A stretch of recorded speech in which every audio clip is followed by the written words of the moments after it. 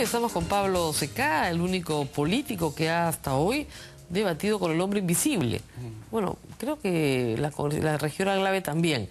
Gracias por estar con nosotros. No, de nada. ¿Sí desconcertado por lo que pasó el domingo? Ya apareció, era visible. Hoy día debatí con él en Canal N. Claro, con el señor Saldaña. ¿Y por qué no quería debatir con usted el día domingo? Tienes que ver lo que pasó en Canal N y va a quedar claro.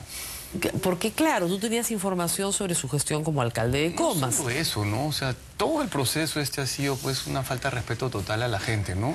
Empezamos en 3 personas de un lado. Y 3 del otro. Y más que 3 en realidad, porque más. estaban los dos... de Restauración Castillo Nacional. Y Becerra, ¿no? Claro. Entonces era Segarra, Juárez, Glave, Juárez, Saldaña conmigo, ¿no? Después Tudela con Castillo y Becerra, y al final uno cada uno, y cerraban Segarra y Juárez. Claro.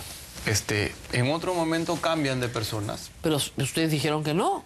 Bueno, el acuerdo ese no solo se firmó, sino el que pidió que se respetaran las posiciones y las personas fue Luis Tudela. Dijo que no se podía cambiar las personas. Así es, claro, ¿no? Lógico. Pero después vienen personas diferentes. Y después vienen personas diferentes. Pero normalmente cuando uno se prepara para un debate, lo mínimo que te pueden decir es contra quién vas a debatir, ¿no? Yo me preparé para debatir con Saldaña, con Molina y con Moyano. Ya. Y en realidad al final asumimos que podía aparecer cualquiera. Y asumimos que ese iba a sentarse ahí y íbamos a tener que debatir con él. Claro. Pero se insiste en esto, se trata de que no haya desorden y se reitera el acuerdo. Eso yo no lo entiendo, porque si tienes un acuerdo, ya tienes un acuerdo, pero en fin, el domingo en la mañana se reitera el acuerdo. Claro. También han habido, no voy, sí voy, ¿no? Claro. Porque cuando Valenzuela del PPC insiste en una consulta que hace el jurado, dicen que no van. Cuando el jurado dice que no la debieron presentar al jurado, sino al jurado electoral especial, dicen que sí van. Poco antes de que saliéramos hacia el debate, nos juntamos en la oficina de un asesor, y cuando estábamos yendo hacia allá, primero dijeron que no iban, después dijeron que sí ibas, pero solo Juárez. Y cuando llegamos al debate empezaron las cosas como estaban pactadas. Juárez Segarra, Juárez Glave. Y después me tocaba a mí con Saldaña. Juárez se queda parada ahí. Y lo que pasa en realidad es que viene un funcionario del jurado y le dice, esto no es lo pactado, usted se tiene que sentar y regresa después. ¿No? Ella dice que no, que se había acordado otra cosa, que un correo, que es lo mismo que están diciendo, ¿no? Tontería y media. Que es una leguleyada.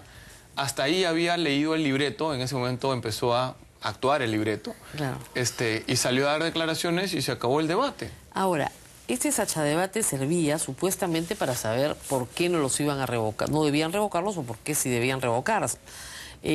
La señora Juárez dijo muchas cosas falsas, sí, que claro, para cualquiera que esté informado son abiertamente falsas. Por ejemplo, la ley de promoción de inversión descentralizada dice que no se puede revisar un contrato en 3 años. Es absurdo. Lo único que puedes hacer en el camino es hacer un acta. Si no le quieres llamar acta, le puedes llamar un acuerdo, un compromiso, claro. Memorando un de entendimiento, así es. Pero al final es un papel que dice que ambas partes han conversado y que ese es un acuerdo razonable. Así es. Hasta que el acuerdo no se plasma en el contrato, porque se pasan los 3 años, no puedes hacer otra cosa. No ha llevado pues esa parte del curso de Derecho Administrativo y ha sido secretaria general de la municipalidad muchos años. Pero esto no es que no sepan, saben perfectamente. Hoy día lo dije en una radio del Villa El Salvador y la gente se reía. ¿No se han dado cuenta que estamos en la playa tomando una cerveza y comiendo un ceviche? No, me decían, bueno, eso dice Patricia Juárez, ¿no? O sea, esos te pueden decir cualquier cosa, ¿no? El tema del túnel de Santa Rosa, que se repite y se repite. A ver, ¿cuál es el tema ahí? Esa es una vergüenza. Soldi, Graña y Cecel son el que diseña el túnel, el que trabaja en el túnel y el que supervisa el túnel, Raúl Delgado Sayán. La norma es hacer túneles en los cuales, si la altura es 8 metros, la separación entre ambos túneles es 16. La gestión de Castañeda, contra la opinión de Soldi y de Graña, decide hacerlo solo 720, porque tenían que expropiar. ¿Y no querían expropiar? Y no querían expropiar. O sea, así como dejaron el mercado de Santa Anita vacío 2 años, así como no sacaron la competencia del Metropolitano, decidieron no expropiar. Cuando ocurre lo que no se esperaba, porque habían filtraciones de agua, porque había una población asentada, y eso no estaba en los planes de la empresa que diseñó el túnel, y ocurre el derrumbe. ¿Se le echa la culpa a Susana Villarán? No solo eso, hoy día dice en San Juan del Lurigancho que se cerró el túnel. O sea, como si por fregar hubiéramos ido a cerrar el túnel. Bueno, que es lo que mucha gente dice. Ella no ha querido continuar las obras de Castañeda. Todas las obras, menos esas, han continuado y esa no ha continuado por una contingencia. No, pero en 2 años no han hecho nada. ¿Y a qué viene después? cuando se cae el túnel, Graña y Montero le pide a una empresa española que le dé opinión. La opinión es así, Claro, son 4 tomos. Es que es bien ¿no? complicado arreglar. Es mucho más complicado arreglarlo. Y Miguel Prialé, que había salido de la gerencia y se había pasado a EMAPE y ha trabajado en el Estado peruano evaluando todos los proyectos de inversión pública del Estado en el Ministerio de Economía y Finanzas, se pone a rehacer el proyecto. El Consejo aprueba 72 millones de soles adicionales y Naciones Unidas dice hay que volver a concursarlo. Lógico. ¿Por qué se tarda? Porque se quiere hacer bien. Se tiene que encofrar todo el túnel para que nunca más vuelva a haber un derrumbe. Imagínate el mismo derrumbe de febrero del 2011, en febrero del 2014 o 15 cuando se acaba acaba de el entrar túnel. el Consejo cuando se cae el túnel. Pero imagínate que eso hubiera pasado con carros circulando. No, claro, yo le doy Entonces, toda la razón a usted, pero no a la el tema señora. es hacerlo bien y eso es lo que ha demorado. Decir que se ha hecho seriamente cuando no se hizo con el espacio requerido, negar que se está ampliando el presupuesto porque se tiene que encofrar todo el túnel y negar que se está haciendo todo de nuevo y que eso demora, es una más de las cosas que hemos escuchado en esta campaña. Que se están gastando todo en gasto corriente porque no hacen nada de obra pública. Mira, el presupuesto total de la Municipalidad de Lima son 1.400 millones, pero 400 se le dan a los distritos porque son parte de las compensaciones entre distritos. El presupuesto efectivo son 1.000. ¿Cómo puede haberse gastado la Ciudad de Lima 3.400 millones, como dice José Luna, si el presupuesto anual son 1.000? Han pasado 2 años. Bueno, en su universidad de repente se enseñan a sumar así, pues, ¿usted qué sabe? Son 2 años. El presupuesto de inversiones son 400. Este tema de los peajes que tanto se ha cuestionado, no hay forma de cofinanciar, o sea, de poner la parte que le corresponde a Lima en una obra de 580 millones de dólares, que es Vías Nuevas de Lima, si no se ceden los peajes. Y OAS y la municipalidad se acordaron, se pusieron de acuerdo en la gestión anterior con lo mismo, pero 65% de los peajes para 500 millones.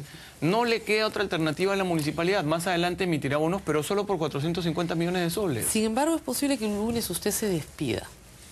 Bueno, así es este esquema y por eso nosotros hemos dicho que lo primero es la institucionalidad, que lo primero es... O sea, a pesar de que a usted le consta fehacientemente que todo lo que se ha dicho contra ustedes es mentira, la población hasta el domingo votaba mayoritariamente para que usted se vaya a su casa. O sea, nosotros creo que hemos hecho un buen trabajo fiscalizando, hemos hecho un buen trabajo representando, eso se sabe menos, pero el Chino Ibáñez, Olivia Cánova y Coco Villena han trabajado mucho con el mercado central y mucho con el mercado de La Parada y ahora Santa Anita. La próxima semana se invade La Parada. Eso se han sí, reconocido los sindicatos, de hecho, se va a hacer la apuesto. tierra prometida. Se ha trabajado mucho en representación de la gente que está en el Vía Crucis, del cambio de uso, de la habilitación urbana, de la titulación de la escalera y del muro. Que si el próximo, lo más probable es que lo revoquen si nos atenemos a las encuestas del domingo pasado, que son las únicas que podemos comentar. Bueno, no recogen Marco Tulio, no recogen Mea Culpa. No recogen el debate, el Sacha debate. No recogen el debate. Pero mira, el PPC tiene 46 años. No empezó ayer, no se va a terminar mañana. Exactamente, ni el lunes tampoco. Yo tengo 20 años trabajando en políticas públicas y tengo en el PPC recién 3 años, pero trabajando campañas con el PPC ya van 12 años. Entonces seguiremos trabajando en política. Seguiremos trabajando en política, así es. Ahora, hoy día el comercio denuncia que un funcionario muy importante, el gerente de la Caja Metropolitana de Lima, ponen Caja de Lima, ¿no?, en el titular, como para que no se note. La Caja Metropolitana de Lima, que depende de la Municipalidad de Lima, tiene un desfalco de $1.600.000 de un señor, un funcionario, que fue a defender al Congreso con Municore al lado del brazo de Luis Castañeda Locio. Y no solo eso, Y el sino señor Luna que dice que eso no tiene importancia. ya se comprobaron los vínculos entre el señor Lazo y las empresas intermediarias y las empresas de conversión de gas y las empresas que vendían taxis. En el tema de Cajagas. En el tema de Cajagas. O sea, era un negocio redondo, digamos. O sea, Pepe Danos dijo, al que va a revocar su esposa, Patricia Juárez, dijo que yo era una persona temeraria. Cuando había hablado con funcionarios de superintendencia, ahora, y superintendencia en el momento de Cajagas, había hablado con funcionarios de COFI, había ¿Cuánta hablado plata con se han funcionarios... robado ahí? Robado, mira, lo que hicieron son dos o tres cosas que hicieron. Una, usaron políticamente Cajagas. Claro, terminaron comprometiendo la caja que perdió 100 millones de soles por Cajagas con un presupuesto de 90. Imagínate. Triplicaron Cajagas entre el 2008 y el 2010. Y lo que no tenía papelito manda para meterlo en mi informe, ya empezó a aparecer. Dos funcionarios muy importantes de la gestión anterior, uno vinculado también a Comunicore, y el otro este señor que ya apareció en el informe del comercio, que es la primera parte del informe. Viene una segunda parte, vienen investigaciones de canales, vienen investigaciones todos, de otros lo que medios. estamos haciendo todos. Estaban vinculados en todos lados. Rosa María, aún peruano que se fue a España a vivir allá, que regresó de España con un capital y que se compró un taxi Lifan chocado, que después fue a devolver, que le cambiaron por un taxi robado y que estaba en el pleito de que le dieran algo para volver a irse del Perú a Australia. Ese es un ejemplo. Este señor Lazo tenía familiares en la empresa que vendía los Lifan. Tenía familiares en una empresa de conversión de gas que empezó con un capital de 5.000 soles y terminó con un capital de 15 millones de soles. Y estaba en una de las dos empresas intermediarias global que no hicieron su trabajo, que no fueron supervisadas por superintendencia y que también fueron un negociazo. Pero todas esas personas quieren volver a la municipalidad. Y lo de las empresas cascarón, ya fui a la fiscalía a denunciar como corresponde que se recibió un audio en esta gestión que decía ¿qué pasó con mi ruta y si no devuélveme mis $18.000? Entonces, Cajagas... Ahí encontraron los audios. Los audios siempre estaban. Yo sabía de la historia. Pero la gestión en cierto momento decidió no seguir peleándose con Castañeda. Porque dijeron, nos van a revocar si le seguimos fiscalizando. Entonces se abrieron, digamos, y en realidad los van a revocar posiblemente o no los van a revocar. En el que llaman a un funcionario que administraba las rutas de la Municipalidad de Lima. Así es. ¿Qué pasó? Que heredaron todos los teléfonos y quedaron todas las grabaciones. Así es. No el aparato, lo que dijo el funcionario, yo devolví el aparato. No se trata del aparato, se trata de la línea. Claro. Yo hoy día debatí con Miguel Saldaña que el último día de su gestión dejó que los mototaxistas informales de Comas operaran formalmente. Les dio un permiso de operación. Imagínate, entonces Dios los cría y ellos se juntan. Claro, entonces, en esas llamadas se escucha, oye, yo te pagué $18.000 soles, ¿dónde está mi ruta? Y después otra interesante. ¿Te acuerdas a Susana en campaña diciendo corrupción en línea María a los brasileños? Y los brasileños tienen bien ganada su fama en algunos casos. Claro. Pero bueno, en la Municipalidad de Lima fue al revés. Fue la gestión, los indicios de corrupción sugieren que la gestión le pide a la empresa brasileña, Coima, que negocia un funcionario de alto rango de la municipalidad, que va a cobrar otro, que ahora es asesor del presidente, y que mete en un estudio de abogados a que se siente en la negociación como para mirar todo. Finalmente, las personas que tú conoces y yo conozco, que son las mejores en concesiones en el Perú, que estaban trabajando, terminan en la Fiscalía y en la Policía Anticorrupción denunciadas por haber visto este espectáculo de corrupción. Entonces, eso es lo que quiere regresar a Lima. ¿Y por qué decimos que se va a generar incertidumbre?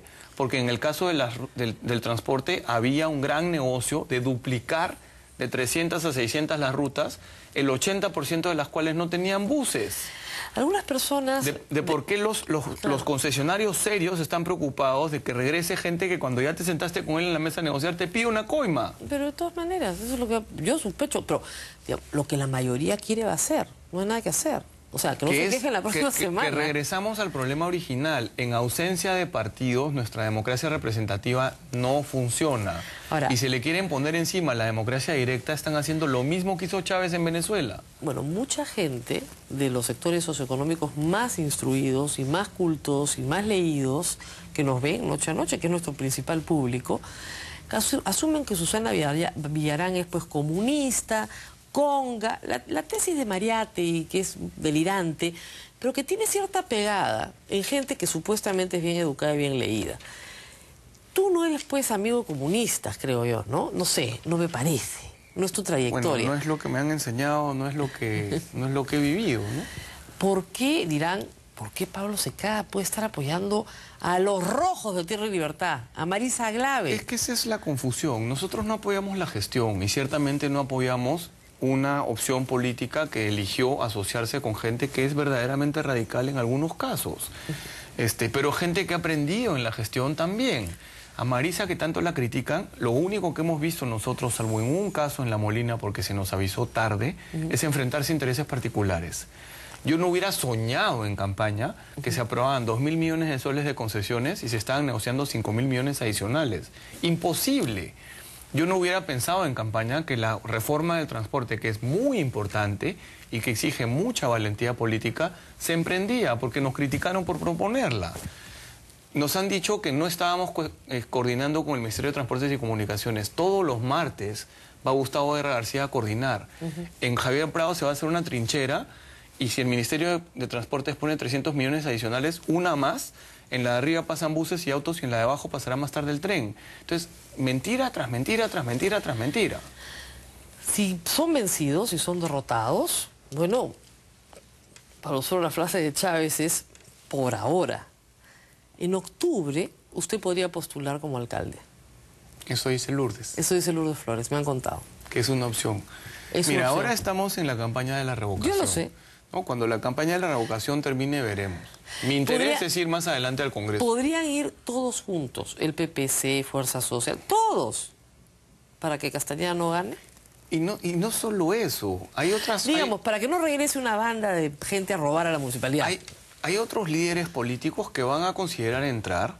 PPK parece que podía ser, La imagen de Castañeda se ha venido abajo, ¿no? Si alguien tenía dudas de cómo era, las dudas se han disipado. Los 2 años en gestión hemos visto cosa y media, y la gente de Fuerza Social tiene cosa y media, y si la izquierda sabe hacer algo de fregar, y que se agarre porque va a estar fregando desde el 18 de marzo, si es que gana el sí, hasta el día anterior a la elecciones en octubre. Entonces, sí van a haber cambios importantes, pero... Puede terminar siendo un nadie sabe para quién trabaja. Pero mi punto acá, yo tampoco entiendo a los fujimoristas, ¿no? Por lo que yo entiendo políticamente, Alan García está detrás de Castañeda porque quiere tener a un señor que le es cómodo y porque quiere tener Lima en provincia y en distritos, y por lo que yo entiendo los fujimoristas se van a enfrentar a Alan y a la esposa del presidente. Entonces yo no entiendo el cálculo político. Si el cálculo político es como los caviares, entre comillas, metieron preso a mi papá, entonces me pongo a los caviares. Son bien simples. Yo no entiendo mucho porque según lo que yo pensaba, ellos estaban pensando en el 2016, ¿no? Es que usted piensa de una manera un poco más elaborada que el resto. Sí, la verdad es que uno se confunde con lo que hacen los políticos a veces. El IQ no es parejo en la política. Uno se confunde.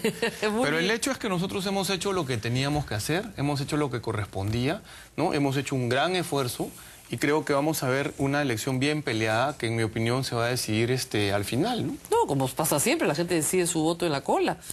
Así es la democracia en el Perú. Y Castañeda, que es tan medroso, no ha querido salir con el temor de que al final no vaya a ser pues que gane el no, y que él pierda, que quinto entre los 5 grandes y pierda la revocatoria, ¿no? Y se dedique pues a jugar bolitas, ¿no?